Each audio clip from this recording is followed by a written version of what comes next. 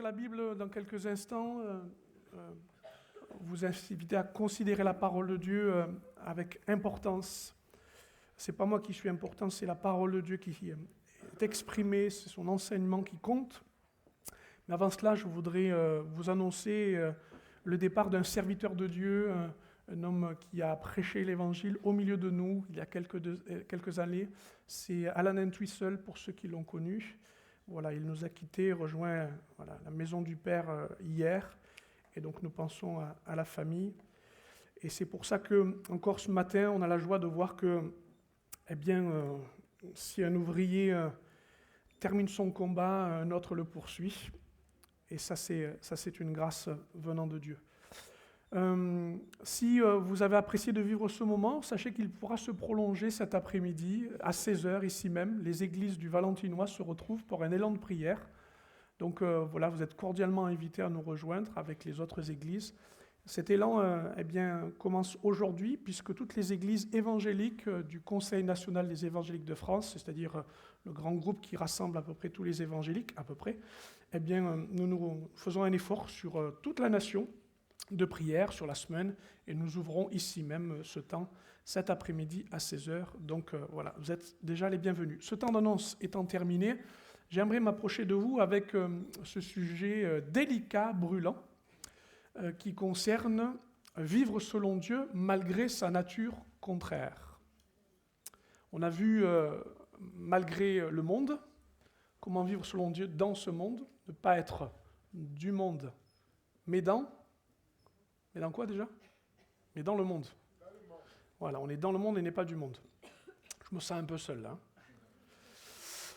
Mais là, nous allons parler non pas du monde, mais de ce qu'on appelle communément ma nature contraire à Dieu, que l'on appelle plus communément la chair, c'est ça. Tu peux mettre le verset, s'il te plaît ? Super. Il y a un passage étonnant, très contradictoire, surprenant en soi, dans le livre de l'Épître aux Romains, chapitre 7 et au verset 24, où l'apôtre Paul, dans tout ce qu'il décrit, dira au verset 24, « Misérable que je suis, qui me délivrera du corps de cette mort ?» Une sentence sur lui-même difficile à entendre. « Misérable que je suis ». Ou si vous préférez, je porte une peine qui me désole. Le misérable, c'est celui qui crie sa condamnation. Je suis condamné. C'est le cri du désespoir. Et puis, juste après, au verset 25, sans transition, « Grâce soit rendue à Dieu par Jésus-Christ notre Seigneur. » Point. Vous avez ici la plainte la plus évidente et commune à tous. Qui me délivrera du corps de cette mort ? Regardez votre voisin, votre voisine. Si, regardez là, à droite, à gauche, regardez-vous. Vous voyez quelqu'un qui est misérable.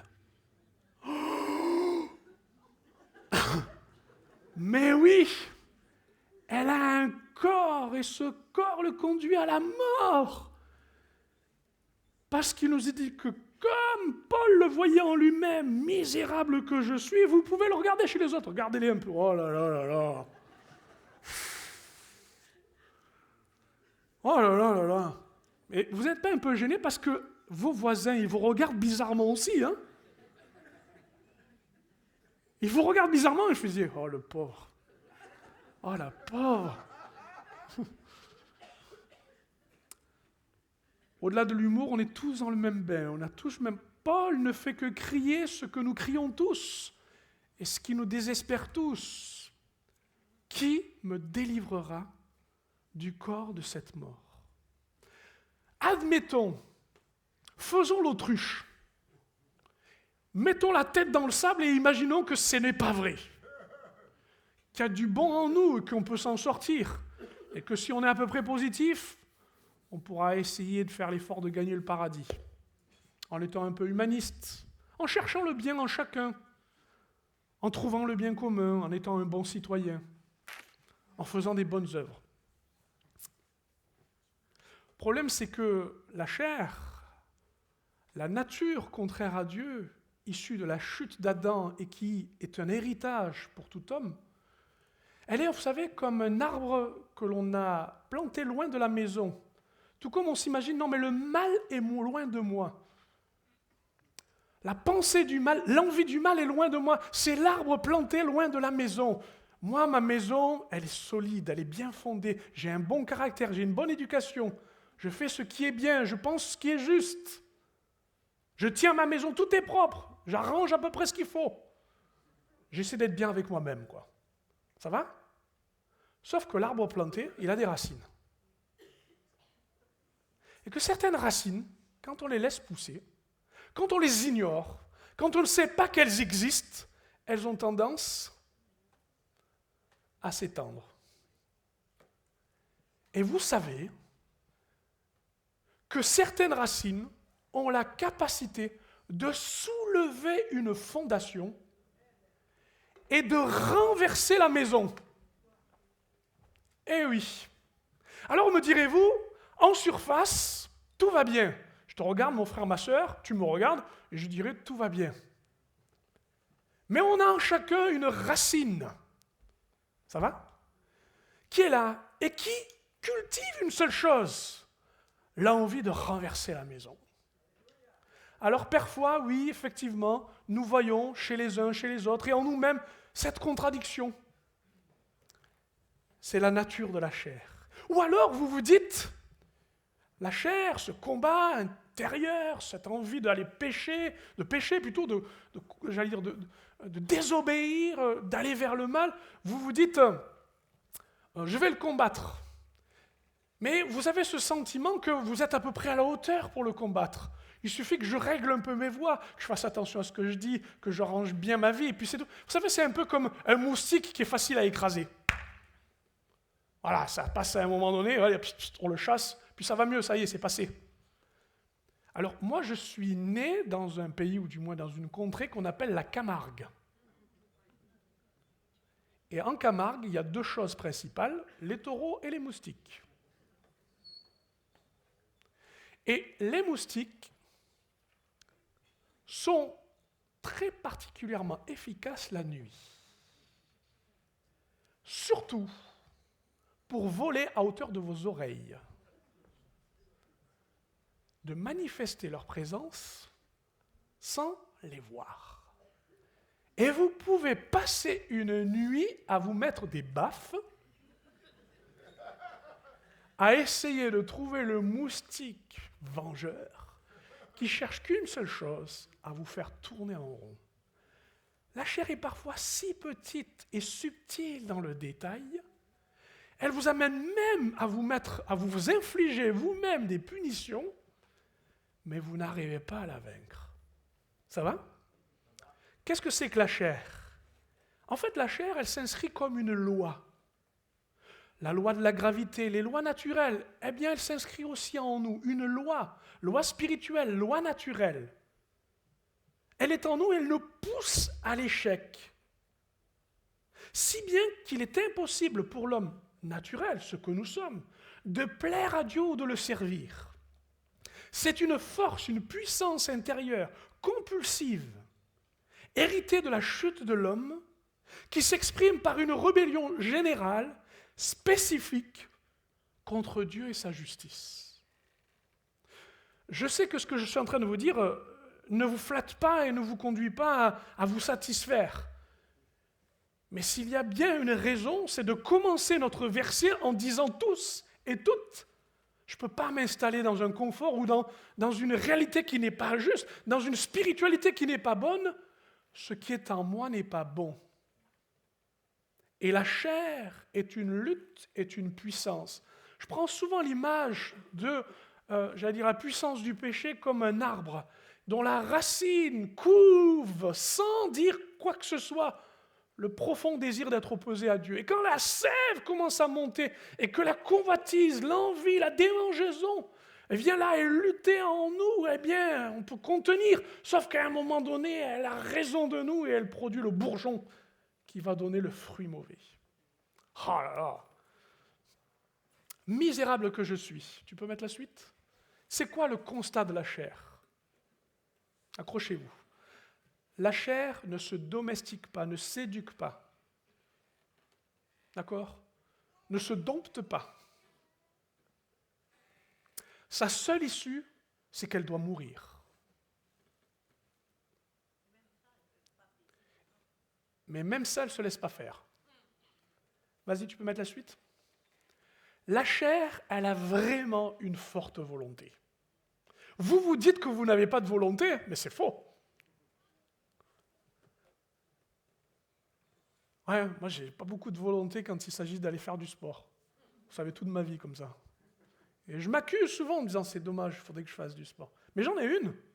J'en ai une pour rester dans le canapé. Ça, j'en ai une. J'en ai une.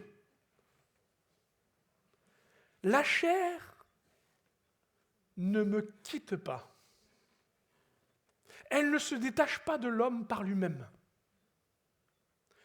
Le livre de Jérémie, le prophète, déjà dans l'Ancien Testament, dit ceci. Un léopard peut-il changer la couleur de son pelage? De même, comment pourriez-vous vous mettre à bien agir, vous qui avez pris l'habitude de commettre le mal? L'éducation et la rééducation ont toujours quelque chose de bon, mais elles ne transforment pas la vie intérieure. Ma volonté selon la chair me ramène toujours au même endroit, à la désobéissance ou à la tentative de désobéir. Car, comme je dis, elle ne me quitte pas. C'est difficile de séparer la chair de l'homme parce qu'on le mutile, on l'abîme. On arrache tout, on défait tout, on casse tout. D'ailleurs, on le voit, le nombre de fois où vous faites du mal à vous-même à cause de votre chair, en vous rendant victime de vous-même, en vous apitoyant sur votre sort et en faisant plaisir au diable en restant dans cette situation-là. Mes amis, ce n'est pas se mutiler qu'il faut faire, c'est mourir à soi-même. Et c'est différent. On va y revenir. Elle ne me permet pas, c'est-à-dire qu'elle ne me laisse pas, par sa volonté, la liberté d'agir comme je souhaiterais. Écoutez bien ce que dit Paul aux Romains. En effet, la loi, elle est spirituelle, la loi de Dieu, celle qui donne son commandement. Mais moi, je suis charnel, je suis vendu au péché. Si vous préférez, je suis esclave. Ma condition, c'est d'obéir à cette nature. Et le verset 15 est intéressant. Je vous demande de vraiment y prêter attention. Car je ne sais pas ce que je fais, notez-le, je ne fais point ce que je veux, et je fais ce que je hais. Pourquoi c'est écrit ainsi? Paul a envie d'insister de nous faire du mal? Pas du tout. Il décrit un processus. D'abord, l'ignorance. Je fais les choses mal, mais je ne le sais même pas. C'est une première chose. Je suis les inclinaisons de ma propre nature, et bien que dans ce monde, maintenant, on nous dit que pour certains et pour certaines choses, eh bien, c'est tout à fait normal et légal, cela me conduit quand même à obéir à une nature qui désobéit à Dieu. Ça va? L'ignorance. Et puis ensuite, il y a, c'est plus délicat, je ne fais point ce que je veux. Quand je sais que cela n'est pas bien, quand ma conscience en rend témoignage, quand j'en suis convaincu, quand je sais que je veux faire un effort pour moi-même, pour Dieu ou pour je ne sais qui, je me rends compte que ça ne fonctionne pas, je n'y arrive pas, je n'obéis pas comme il faudrait. Je ne peux pas répondre à cette exigence. Et le pire, c'est qu'à un moment donné, je suis amené dans ce processus, alors que j'ignorais, alors que je n'y arrive pas, à faire ce que je hais. C'est que cette nature, cette chair est capable de me dominer au point de m'avilir, au point de me rendre indigne de moi-même et à me placer sous un joug, une domination qui est la suivante: tu n'as pas de pouvoir. Oh. J'ai de la volonté. Tous les matins, je me lève, je dis, je vais faire du sport. Mais qui m'a enlevé ce pouvoir de le faire? Car c'est ça la chair. La chair a une grosse et une forte volonté. Elle est vivace, elle ne se laisse pas faire. Mais en plus, elle me soustrait la puissance de quoi? De pouvoir faire quelque chose. Quel est le texte qui en parle? Ce qui est bon, je le sais, n'habite pas en moi, dans ma chair. J'ai la volonté, mais non le pouvoir de faire le bien.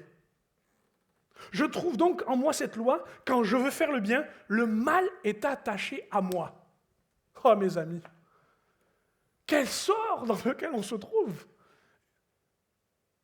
Et je ne suis pas en train de dire que tout est à jeter, mais le peu de mal entache tout le bien. Et c'est ça qui est terrible. Car il nous dit que si on désobéit à un seul des commandements, on est coupable de tous les commandements que Dieu a donnés. Waouh! C'est donc une volonté qui m'enlève tout pouvoir. Chose impossible à la loi, le commandement me dit les choses. Mais la chair, eh bien, il nous dit ceci, la rend sans force. Vous entendez? La chair peut annuler le pouvoir du commandement de Dieu. Je blasphème pas là, hein? Je dis ce que dit l'Écriture. Dieu a donné sa loi, Dieu a donné son désir qui était celui, voilà où est le bien, pratiquez-le et vous vivrez. Et la chair, elle a dit, ok, j'y vais, mais je fais comme je veux. Et nous lisons alors ceci, la loi est sans force. Ça veut dire que je peux prêcher, je vous fais la morale, je vous dis ce qu'il faut faire, ce qu'il ne faut pas faire, je peux y aller, et vous allez repartir comme si rien s'était passé. Car la loi ne faisait qu'une seule chose, ne cherchait qu'une seule chose. Si ce n'était de l'accomplissement, on ne peut pas l'accomplir. Ne cherchez qu'une seule chose, nous prouver que nous sommes charnels. Et que notre chair a besoin d'une autre volonté et d'un autre pouvoir. Amen. L'affection de la chair, c'est l'inimitié contre Dieu. Ça veut dire qu'on n'est même pas amis ou séparés, on est contre Dieu. Parce qu'elle ne se soumet pas à la loi de Dieu. Elle ne le peut même pas. Voilà pourquoi elle a une forte volonté. Parce qu'elle ne veut pas se soumettre à la parole de Dieu. Elle ne le peut pas. Elle enlève la force de la loi, mais elle ne le peut pas. Sinon, ce ne serait plus la chair. Ceux qui vivent selon la chair ne sauraient plaire à Dieu. Bon, il faut que j'avance, mais mets la suite, s'il te plaît. Parce que ce n'est pas fini. La chair, c'est une amie dangereuse. La chair, elle veut qu'une seule chose. Elle veut son bien. Elle veut son réconfort. Elle veut sa nourriture. D'accord ? Alors, c'est une amie parce que elle dit en vous ce dont vraiment vous avez besoin, et elle exige en vous ce dont vous avez besoin. Sauf que elle est tellement centrée sur vous que vous oubliez ce que Dieu veut faire pour vous. La chair est un ami qui te veut du mal, en fait. C'est un ami qui insiste sur tes besoins terrestres, tes droits, mais qui finit par te faire oublier le but de ton voyage sur terre et maltraiter ton âme. Elle recentre tout sur ton âme, ce que je pense, ce que je crois, ce que je veux. Elle insiste sur les sensations du corps, mais elle ne se centre pas sur Dieu. Voilà où sont nos luttes. Et voilà où sont nos problèmes. Pierre, dans son épître, disait, chapitre 2, première épître de Pierre, chapitre 2, verset 11, « Je vous exhorte, comme étrangers voyageurs sur la terre, à vous abstenir des convoitises charnelles qui font la guerre à l'âme. » En fait, vous avez un ami toxique. Un ami intérieur toxique qui cherche qu'une seule chose, qui cherche subtilement à vous dire « Épanouis-toi, comble-toi. Quelle que soit la façon dont il faut le faire, fais-le. » Mais à l'intérieur, c'est la guerre de la conscience. La chair multiplie les convoitises au détriment de la paix de l'âme. La chair, en fait, elle ne veut qu'une seule chose, c'est comme une bombe qui est amorcée, qui ne cherche qu'une seule chose, à faire exploser le péché. Jacques l'avait bien décrit au travers d'une seule chose, que nous sommes tentés par nous-mêmes. Tentés par nous-mêmes. Ce n'est pas Dieu qui nous tente. Pas Dieu qui nous prive des besoins et dit alors, tu vois, hein, t'es pécheur. Hein, ah. C'est pas du tout ça. Mais il dit alors que ce sont nos propres convoitises qui nous amènent au péché. Et il nous dit que quand la convoitise a été amorcée, alors elle enfante le péché. Ça y est, vous avez compris comment vous fonctionnez. Ça y est, vous avez compris où était le constat. Vous savez pourquoi ça ne va pas bien en vous-même. Vous savez pourquoi à un moment donné vous arrivez ici et c'est difficile parce que la chair a eu raison de vous. J'aurais pas dû parler comme ça, j'aurais pas dû réagir comme ça, j'aurais pas dû toucher à ça. Et voilà, et maintenant dans votre tribunal, vous essayez de vous en sortir. Parce que vous avez un ami qui se rappelle qu'il est un ami, qui cherche absolument votre satisfaction, mais qui malheureusement s'attache au mal. Je continue. La chair, reviens juste en arrière.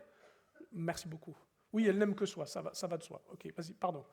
La chair, elle aime l'hypocrisie. Elle se cache derrière certaines morales, attitudes religieuses. Il faut sauver les apparences quoi qu'il arrive et quoi qu'il se passe. Et d'ailleurs, on peut même se rendre compte que parfois, la chair prend des formes surprenantes. Hein. Elle prend même des formes de sagesse. Même de morale. Par exemple, Paul était inquiet pour les Colossiens parce qu'il les disait attention, attention, attention. Il ne faudrait pas que vous ayez commencé par la foi, vous continuez par la chair. Il dit qu'aucun homme, sous une apparence d'humilité et par un culte des anges, ne vous ravisse à son gré le prix de la course, tandis qu'il s'adonne à ses visions et qu'il est enflé d'un vain orgueil par ses pensées charnelles, sans s'attacher au chef. Ce qui veut dire qu'ici, les apparences nous amènent toujours à cacher la seule chose qui compte, la chair. Et qu'est-ce que nous cachons le plus? L'orgueil. En fait, les vraies motivations, qui sont terriblement difficiles à entendre, elles sont liées à notre chair. Si vous saviez le nombre de fois où, me trouvant devant Dieu, je pensais être vrai, je pensais être juste, et me tenant devant Dieu, en questionnant Dieu, parce qu'il y a eu un rapport de force, une dispute, parce qu'il y a quelque chose en moi qui ne fonctionne pas. Moi, je ne comprends pas. Des fois, je regarde les gens à côté de moi, et puis moi, je suis travaillé, eux, ils ne sont pas travaillés. Ça ne vous énerve pas, ça? Oui, mais parce qu'eux, ils n'ont pas les mêmes problèmes que vous. En fait, nous sommes questionnés sur les motivations profondes de nos cœurs. Et je me suis réalisé que parfois, mon humilité était en fait une apparence. J'avais l'orgueil de résister à Dieu. Ça vous étonne? Ouais, c'est surprenant, hein, quand Dieu renverse ces choses. Par exemple, non Seigneur, ne me demande pas, pas moi, je suis trop petit. Mais la motivation qui est intérieure, c'est je veux garder mon image, je veux garder ma réputation, je veux garder le contrôle, je veux garder ma vie.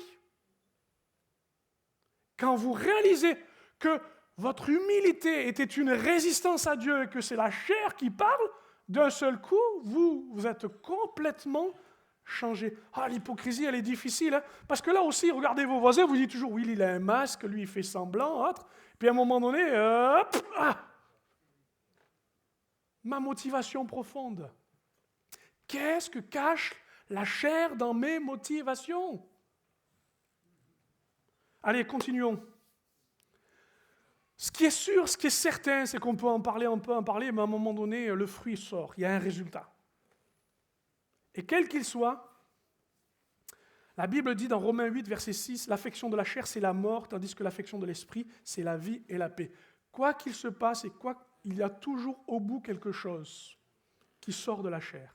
On peut cacher la désobéissance, on peut masquer son orgueil sous l'apparence d'humilité, on peut se donner raison dans nos disputes en disant, eh bien, en cherchant ce qui est juste, la chair produit toujours en sa saison son fruit.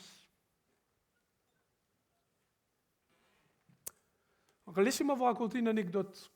Un jour, un plongeur sous-marin était dans des fonds, voilà, merveilleux, colorés, ne me demandez pas où, je n'ai pas retenu le détail, mais il a trouvé une perle au fond de l'eau.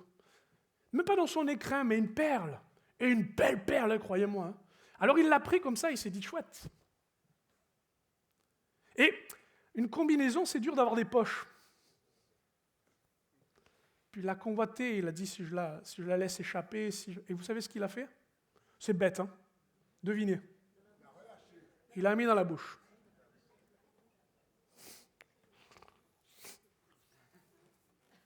Il l'a mis au chaud. Sauf que, essayez de respirer avec un détendeur, là, et avec une perle dans la bouche, dans le coin de la bouche. Et devinez ce qui s'est passé. Merci Frédéric, tu suis bien. Il a avalé.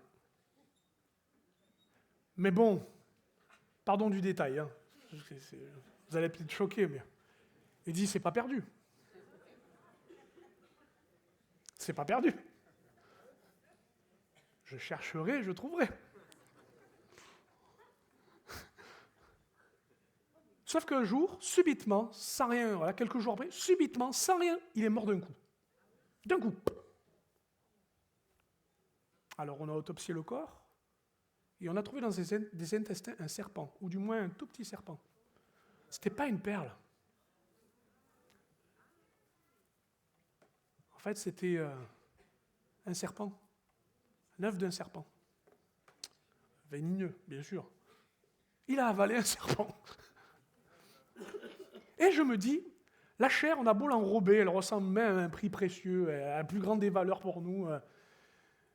Elle finit toujours à un moment donné par faire payer. Vivre selon la chair, c'est la mort. Vivre selon l'esprit, c'est la vie et la paix. Est-ce que vous voulez avoir une perle et finir par en mourir? Je pense que non. Tout le monde dirait non, non, non. Et pourtant, c'est ce qu'on fait avec la chair. Hein. Alors oui, il y a des résultats dans la chair. Et ils sont manifestes. L'apôtre Paul devait expliquer cela aux Galates en lui disant, oui, nous pouvons vivre selon l'esprit, mais aussi nous pouvons vivre selon la chair. Et la chair, excusez-moi, effectivement, elle peut être cachée, elle peut être contestée en nous, mais elle finit toujours par vouloir vivre. Et comme le serpent est né et a fini par mordre, la chair produit toujours le même résultat. Le mal, la peine, la souffrance. Je vous fais grâce, mes amis, de la longue liste de Galates chapitre 5, verset 18, où il dit « Les œuvres de la chair sont manifestes ». Et je vais vous les ranger, si vous me l'autorisez, dans des catégories. Et la première catégorie, c'est concernant la sensualité, la sexualité. Cette puissance que Dieu nous a donnée d'aimer, de nous multiplier, est un désir qui est contrarié, qui devient complètement embourbé. Et cela finit par une longue liste dont l'apôtre Paul nous a donné en grec. Et croyez-moi, nous sommes tous sur le grec à voir, est-ce que ça veut bien dire ça? Oui, il y a de la pornographie, oui, il y a de l'adultère, oui, il y a de la convoitise des yeux, oui, il y a tout ça. Il y a tout ce dérèglement du désir dans lequel la sexualité était une chose dans laquelle il fallait que la tempérance, l'honneur, l'amour puissent préserver. Mais non, c'est déversé et la chair se régale et elle se repaît et elle en redemande et le monde se déverse avec tout ça. Bon. Elle refuse la responsabilité de dire c'est un don qui m'a été fait. Mon corps est un don qui m'a été fait. Je dois le préserver et je dois bien l'utiliser. Non. Ensuite, il y a, après la sensualité, la spiritualité, parlant des idoles, parlant des cultes que l'on rend à des choses qui attirent notre dévotion, notre admiration.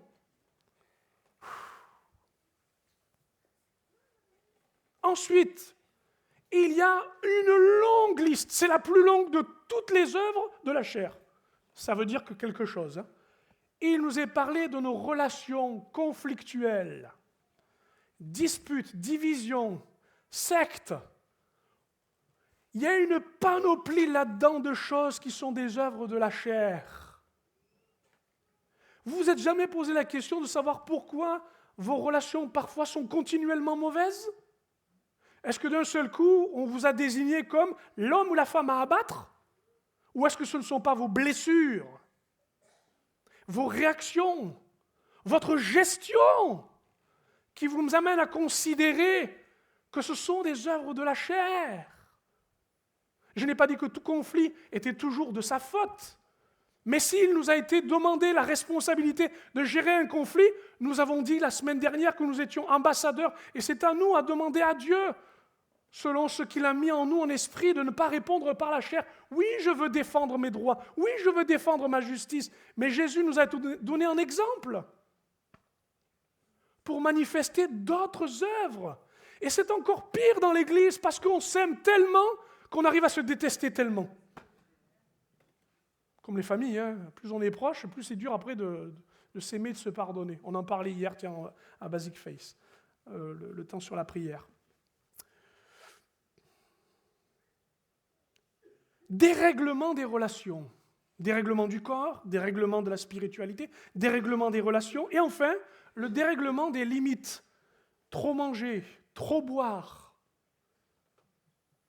s'amuser au point d'aller trop loin. Jouer au jeu et passer la nuit dessus. Regarder une série et puis regarder tous les épisodes sur Netflix. Les excès. Ça va? Vous tenez le coup? Bientôt, il y a grâce à Dieu. Mais je pense qu'un bon nettoyage, c'est bon quand même. Hein? Voilà où sont nos problématiques d'œuvre de la chair. Révélé, caché, quitté puis repris, peu importe, c'est la chair. Elle va toujours trop loin. D'ailleurs, vous le verrez vite, nos amis par exemple, comme moi, hein, quand on s'est fait baptiser, le baptistère est à peu près ici, vous êtes à peine plongé, vous avez quitté, dit « je suis à Dieu, gloire à Dieu, je suis mort avec Christ, je reviens avec Christ », que vous avez la chair qui sort de l'eau, qui fait « non, attends 2 minutes !» et qui essaie de vous recoller à la peau. Parce que tout simplement, elle veut garder sa place.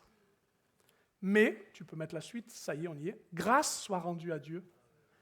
Grâce soit rendue à Dieu. Alléluia. Et là, tu peux regarder ton voisin, ta voisine, tu peux le regarder tel que misérable et lui dire, la grâce de Dieu est sur ta vie. Amen. Ouais, dis-le, parce qu'elle veut te le dire aussi, hein. Il y a de l'espoir. Courage. Amen.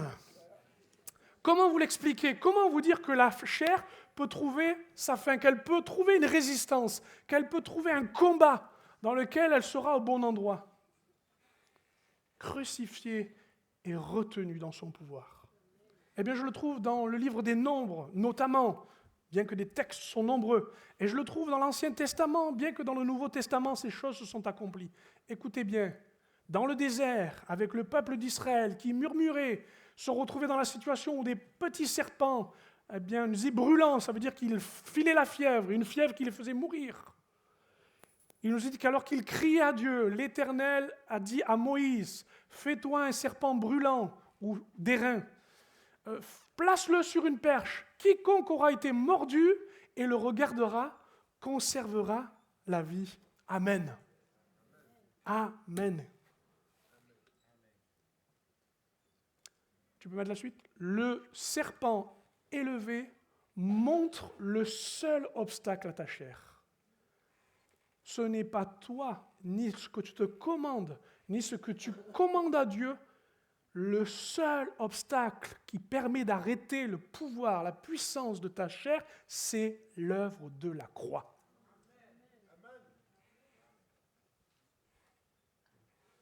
Ce qui pourra te libérer de la condamnation, de la morsure, de la domination du venin qui circule,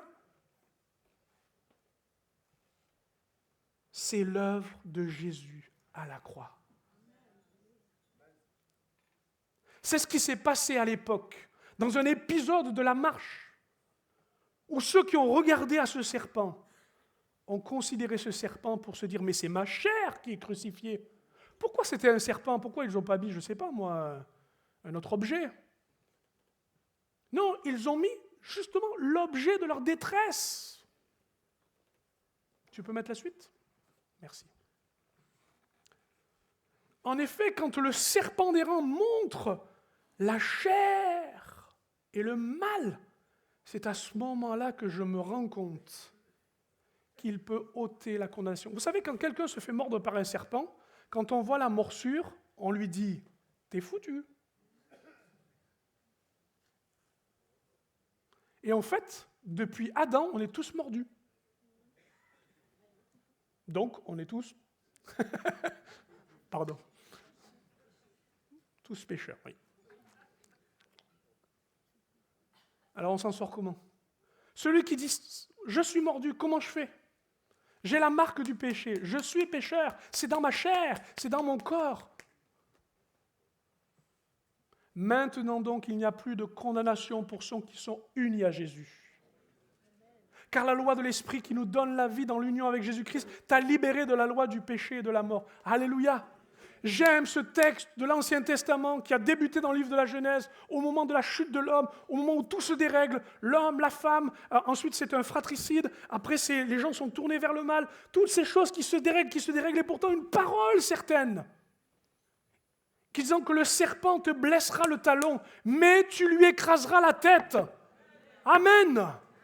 C'est ici, à cet endroit, où ceux qui étaient mordus en disant « il m'a blessé », eh bien que tu sois blessé, bien que tu sois condamné à cause de ta chair, eh bien il nous est dit « tu peux écraser la tête du serpent, tu n'es pas condamnable, tu n'es plus condamné ». Alléluia. Voilà où est ma libération, voilà où est cette nouvelle domination. Ce n'est plus du venin que j'ai dans mes veines, c'est le sang de Jésus. Comprenez le symbole. Tu mets la suite? Le venin qui ne me domine plus. Qu'est-ce qui m'a amené à avoir ces fièvres? Qu'est-ce qui m'a amené à avoir ces désirs? Qu'est-ce qui m'a amené à avoir ces logiques? Qu'est-ce qui m'a amené à avoir, de rester toujours dans mes mêmes problématiques? Ceux qui sont à Jésus-Christ ont crucifié la chair avec ses passions et ses désirs. Si nous vivons par l'Esprit, marchons aussi selon l'Esprit. En fait, il y a ici un arrêt brutal, radical, nécessaire, à chaque fois que je réalise que la chair est toujours là. C'est de pouvoir prendre la place de celui qui est devenu comme un serpent d'airain et prendre ma place pour que je puisse recevoir la sienne. Car il a été fait comme nous dans une chair qui n'a pas péché. Et malgré qu'il n'ait pas péché dans sa chair, on l'a accablé de tout le poids de notre chair, de tous les maux. Il fut dominé, quoi qu'il aurait pu dominer. Il fut accusé, quoi qu'il aurait pu se défendre. Vous pouvez y aller tant que vous voulez. Quand vous regardez à Jésus, vous regardez le résultat de votre chair, de tout ce que ça a dû être provoqué en lui. Écoutez ce qu'il est dit. Il a condamné le péché dans la nature humaine en envoyant à cause du péché son propre Fils dans une nature semblable à celle de l'homme pécheur. Verset 4, la justice ainsi réclamée par la loi est accomplie. Ça y est mes amis, on s'y retrouve. Le commandement auquel je n'arrive pas à obéir, l'évidence que la chair m'en empêche, ça y est, c'est brisé. Je peux obéir, je peux trouver une volonté. Parce qu'il est dit ceci, la justice réclamée par la loi est accomplie en nous qui vivons conformément notre nature propre, mais non conformément à notre nature propre, mais conformément à l'esprit. Quand ce serpent d'airain me montre, par le regard de la foi, qu'il est devenu, c'est bien, la condamnation de ma chair, mes luttes et mes combats sont réduits sur ce bois, et que je sais que ça y est, il l'a accepté, alors j'accepte la nature de Christ en moi, et l'esprit de Christ en moi, qui va contester la domination, qui va contester la volonté, qui va contester ces choses, dont je viens d'écrire depuis trop longtemps d'ailleurs.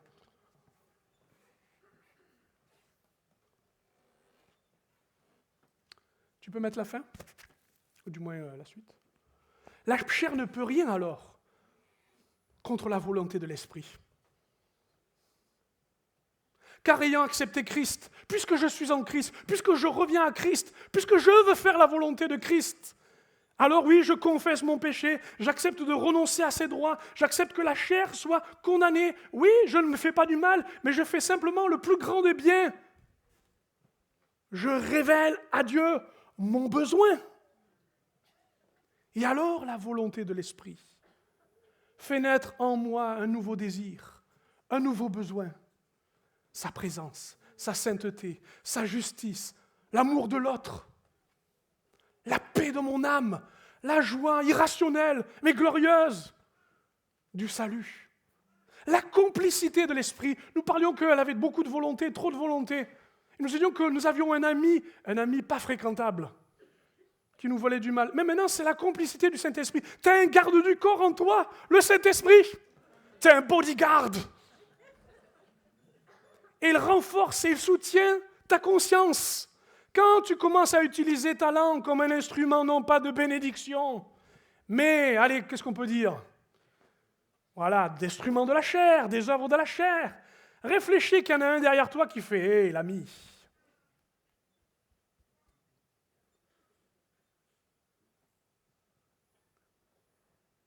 Je te défends, je te protège. S'il te plaît, ne sors pas de ma protection.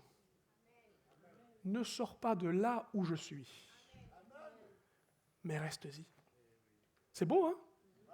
Je m'arrête là. La vérité, on parlait de mensonge et d'hypocrisie. C'est quand même merveilleux de savoir que Dieu, dans sa vérité, est capable de trancher en nous. Il est capable, par sa parole, d'aller entre les endroits les plus... entre jointure et moelle, entre esprit et âme. C'est vaste. Et il est capable en nous de distinguer dans la chair ce qui doit être quitté, abandonné, rejeté, pour que jamais plus je n'y retourne. J'ai une lumière, alléluia, et j'ai besoin de cette lumière. Et que dire du fruit de l'esprit? Parce qu'on parlait de résultats. Une longue liste terrible, mais il y a un résultat. Vous vous rendez compte que dans la pensée, le caractère de Christ, dans sa nature, dans celui qui dit, eh bien maintenant tu n'es plus asservi à la morsure, à ce venin, il y a maintenant des dispositions qui sont étalées comme un fruit. La joie, la paix, l'amour, la patience, la tempérance, la bénignité. Et je crois que j'en ai oublié un. Toutes ces choses-là, mes amis, marchez selon l'esprit, vous n'accomplirez pas les œuvres de la chair, dit l'Écriture. C'est donc mettre en marche la nature divine, la laisser nous rejoindre et se manifester. Alors je termine en vous disant, tu peux mettre la dernière chose, nous sommes adressés déjà dimanche dernier en disant, janvier, on commence ces semaines en se fixant l'objectif. Objectif 2025. Ne plus vivre selon le monde. Deuxième objectif, ne plus vivre selon la chair. Je voudrais déclarer solennellement, 2025, ça va être dur pour ta chair. Alléluia. Mais ça va être un grand moment pour Dieu. Amen. Parce que je crois à la puissance de transformation de ceux et celles qui, justement, ayant vu le serpent d'airain, tout comme ils ont vu Christ et unis à lui, vont laisser Dieu agir. Je vous invite, et j'invite l'équipe, vous voulez bien me rejoindre un instant, à ce qu'on ait un temps de prière ensemble.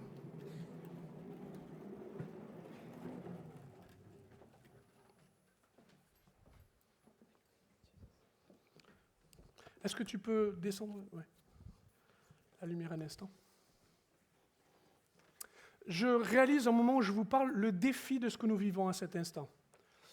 Vous êtes assis et vous avez reçu parole sur parole, parfois, et je le crois, hein, ça arrive, moi ça m'arrive aussi, des fois vous étiez un peu déconcentré, vous n'avez pas tout entendu.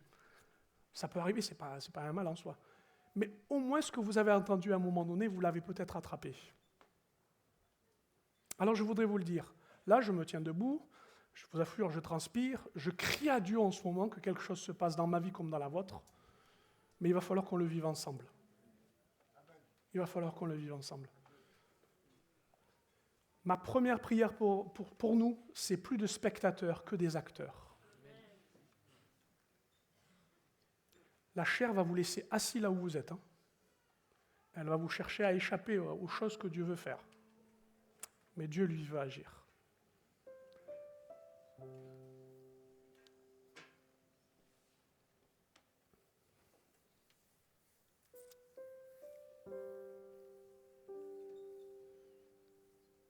Je prends le temps de vous regarder.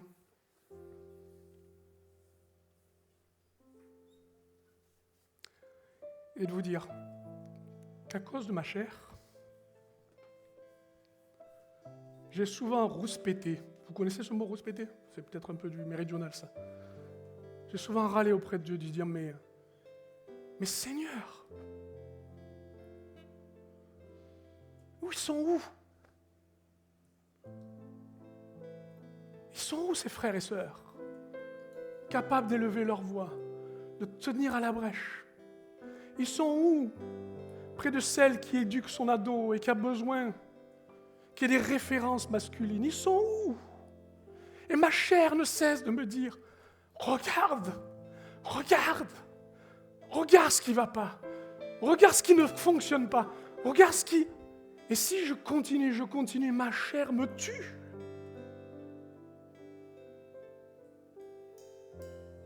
Et puis il y a une autre voix. Une autre voix qui me dit, moi qui ai fait descendre le feu du ciel et consumé tout un holocauste, ayant même fait sécher toutes ces choses, pour que le peuple de Dieu considère qui je suis.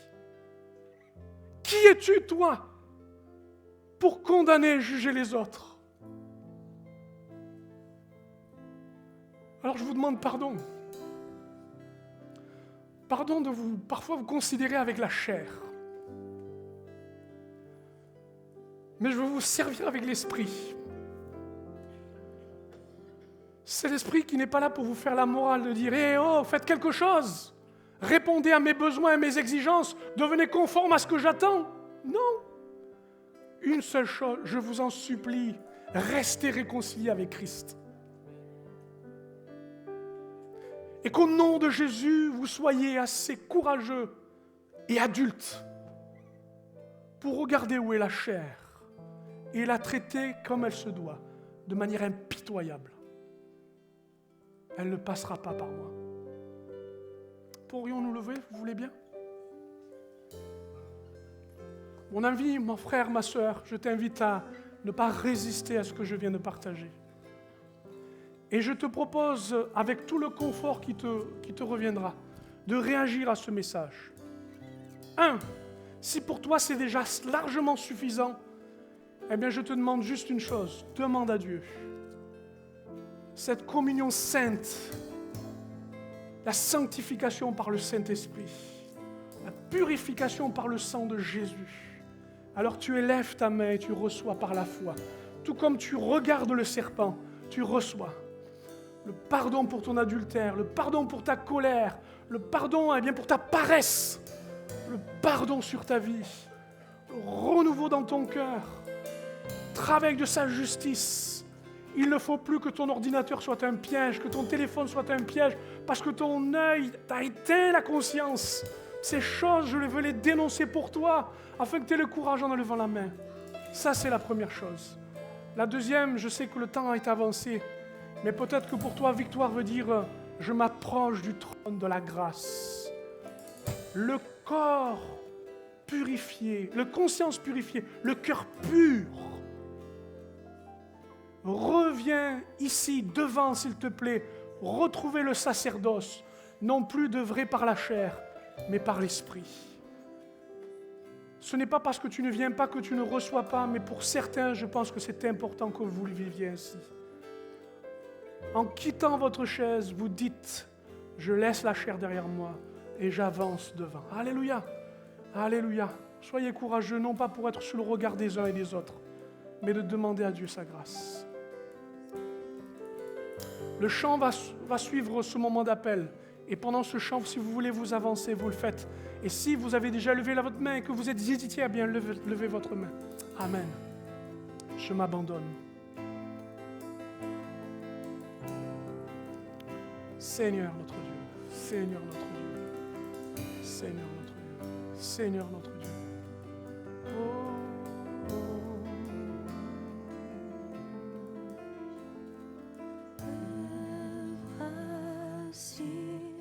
À genoux devant toi, j'abandonne tout. Dites à votre Dieu, j'abandonne tout. Mon seul désir, alors que tu m'attires, c'est d'être avec toi. C'est d'être avec toi. Je m'abandonne.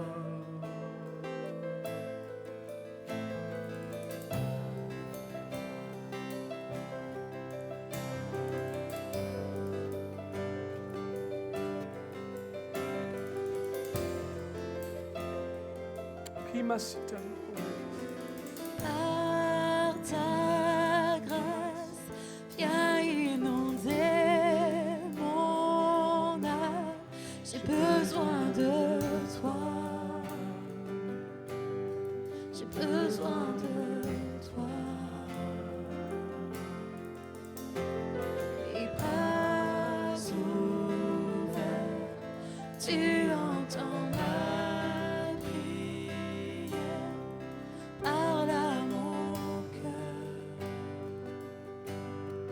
Parle à mon cœur. Je m'abandonne. Je m'abandonne.